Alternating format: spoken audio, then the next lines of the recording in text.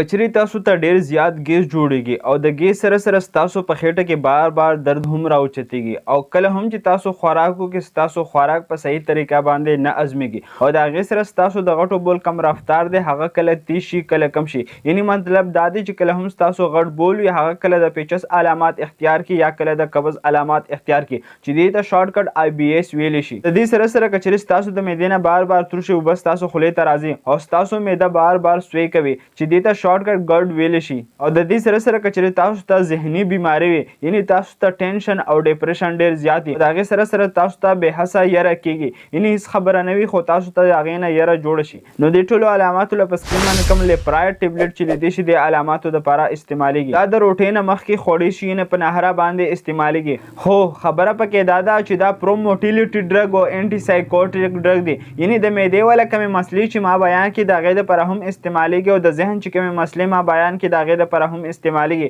خو د ډاکټر د مشورې نه بغیر به تاسو نه استعمالوئ ځکه چې دا ویډیو صرف د انفارمیشن دپاره ده چې تاسو ته انفارمیشن ترې ګین شي. هرګز به تاسو په خپله مشوره باندې هر قسم ټیبلټ نه استعمالوئ. نو که چېرې دا ویډیو انفارمیټیو وي خپل فرینډ سره شیر کړئ او همدغه شان میډیکل انفارمیشن دپاره زموږ سره اوسئ. شکریه. الله حافظ.